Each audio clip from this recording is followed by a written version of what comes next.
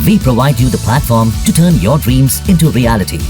Give wings to your aspirations with KR Mangalam University. अगर जंग हुई तो क्या पाकिस्तान का F-16 फाइटर जेट भारत के राफेल को हरा पाएगा? पहलगाम आतंकी हमले के बाद इन दोनों फाइटर जेट्स की खूब चर्चा हो रही है। लोग जानना चाहते हैं कि अगर दोनों देशों के बीच जंग छिड़ी तो F-16 और राफेल में से कौन किसे पटक सकता है। इसे समझने के लिए वीडियो में अंत तक बने रहिए। स्टील्थ के मामले में राफेल कहीं बेहतर साबित हुआ है। रडार से बचने के मामले में भारतीय वायुसेना के बेड़े में शामिल राफेल F-16 से कहीं ज्यादा बेहतर और उम्दा है। अंतर्राष्ट्रीय स्तर पर राफेल को इस मामले में 10 में से 9 रेटिंग्स मिली हैं, जबकि F-16 को 10 में से 7.8 रेटिंग ही मिली है। राफेल और F-16 दोनों लड़ाकू विमान हथियारों से लैस हैं। सवाल यह है कि किसके पास ज्यादा आधुनिक और ताकतवर हथियार है। अंतर्राष्ट्रीय रेटिंग के अनुसार देखा जाए तो राफेल यहां भी F-16 से आगे है। राफेल को 10 में से 8.6 रेटिंग दी गई है, जबकि F-16 को 10 में से 7.9 रेटिंग मिली है। भारतीय वायुसेना का राफेल करीब 60,000 फीट प्रति मिनट की दर से ऊंचाई चढ़ सकता है, जबकि F-16 के ऊंचाई पर जाने का दर करीब 50,000 फीट प्रति मिनट है। गति की बात की जाए तो राफेल करीब 2,223 किलोमीटर प्रति घंटे की रफ्तार से उड़ सकता है, जबकि F-16 की गति करीब 2,414 किलोमीटर प्रति घंटा।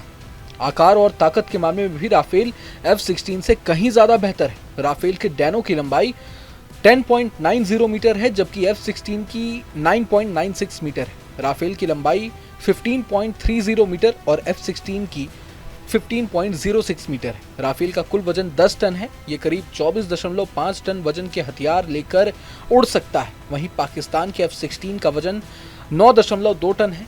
इसकी हथियार लेकर उड़ने की क्षमता महज 21.7 टन है। हालांकि रेंज यानी मारक क्षमता के मामले में भारतीय राफेल F-16 से थोड़ा पीछे है। राफेल की रेंज करीब 3700 किलोमीटर है, जबकि F-16 की रेंज करीब 4220 किलोमीटर है। भारत का राफेल आधुनिक जनरेशन का है। ये 4.5 जनरेशन लड़ाकू विमान है, जबकि F-16 चौथी जनरेशन का है। राफेल परमाणु हथियार ले जाने में सक्षम सेमी स्टेल्थ लड़ाकू विमान है, जबकि पाकिस्तान के F-16 में ये सुविधा नहीं है। जानकारों का मानना है कि राफेल का मुकाबला करने के लिए पाकिस्तान को चेंगडू J-20, शेनयांग FC-31 जैसे चीनी लड़ाकू विमानों को खरीदना होगा। खास बात यह है कि युद्ध में इन चीनी लड़ाकू विमानों का परीक्षण अभी तक नहीं हुआ है। जंग के दौरान इन चीनी जेट लड़ाकू विमानों की क्षमताओं को देखना दिलचस्प होगा। चीन अभी खुद रूस से सुखोई 35 खरीद रहा है। 5वीं पीढ़ी के चेंगडू J-20 विमान की कीमत भी लगभग $80 मिलियन। इसलिए पाकिस्तान अगले कुछ वर्षों में तो कोई उन्नत लड़ाकू विमान नहीं ही खरीद पाएगा। अभी पाकिस्तान को फ्रांस और रूस लड़ाकू विमान बेच नहीं रहे। शायद ब्रिटेन और जर्मनी भी यूरोफाइटर टाइफून पाकिस्तान को नहीं देंगे, और स्वीडन भी ग्रिपेन शायद पाकिस्तान को नहीं ही देगा। अमेरिका ने तो पहले ही पाकिस्तान को उन्नत हथियार देने बंद कर दिए हैं। भारत आज दुनिया का दूसरा सबसे बड़ा हथियार आयातक है। भारत रूस, फ्रांस, अमेरिका, इजराइल इत्यादि देशों से लाखों करोड़ों रुपए का हथियार खरीद रहा है। इसलिए कोई भी देश या कंपनी भारत को नाराज कर पाकिस्तान को लड़ाकू विमान नहीं ही बेचेगा।